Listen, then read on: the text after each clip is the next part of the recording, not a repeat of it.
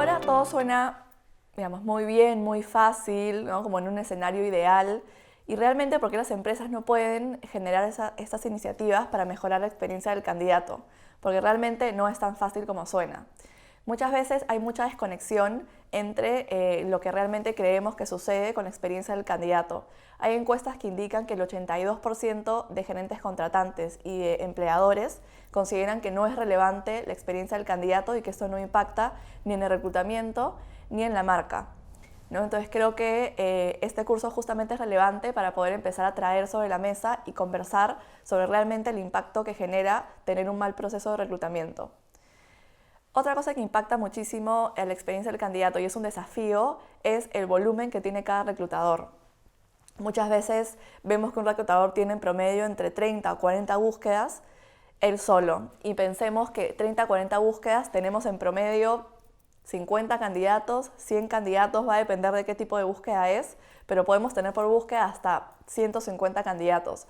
Si a eso le sumamos que no tenemos un ATS o un sistema automatizado para mandar mensajes, ¿qué hace un reclutador tratando de contactar a 1000 personas por día? Es muchísimo y es imposible. Y lo entendemos, ¿no? Entonces tenemos que empezar a priorizar. Y si realmente necesitamos tener a un reclutador con 30 o 40 posiciones, está bien, pero sepamos que estamos arriesgando este tipo de aspectos y este tipo de experiencia. Y empezamos a ver qué herramientas sí tenemos para empezar a quitarle un poco de tal vez tareas operativas a nuestro reclutador y automatizar un poco el proceso de reclutamiento. Les doy un ejemplo. Un momento yo empecé a ver prácticas, empecé a contratar practicantes o pasantes y eran muchísimos, también eran tipo 30 o 40.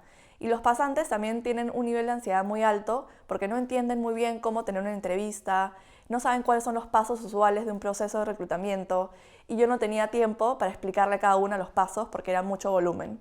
Entonces lo que hicimos fue con el área de comunicaciones como un infograma. Era muy fácil, un PDF con una imagen bonita y con el paso a paso del proceso. Cuánto tiempo esperar de etapa a etapa, qué iba a estar involucrado en cada etapa, cómo era un assessment center, todo en una sola hoja. Entonces cada vez que yo mandaba un mail adjuntaba ese documento. Me ayudó muchísimo y creo que también generó un impacto al candidato porque todas las respuestas estaban ahí en ese documento y realmente no fue mucha inversión.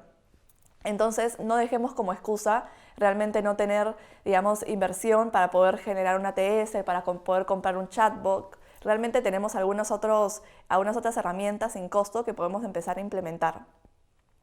Por ejemplo, también podemos hacer links de Google Drive, por ejemplo, de SurveyMonkey, si queremos implementar alguna encuesta, y la pegamos en la parte de abajo de nuestro mail para que los candidatos lo respondan.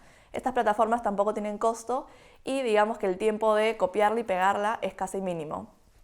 Entonces, digamos, esto también sabemos que es un desafío, pero empezamos a analizar, empezamos a discutir qué cosas podemos hacer para ayudar al reclutador.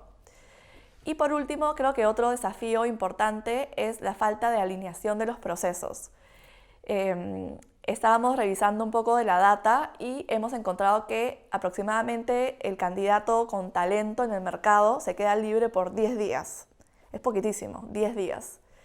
Y que una vacante de finanzas en promedio se demora en llenar 24 días y en general una del mercado 41 días.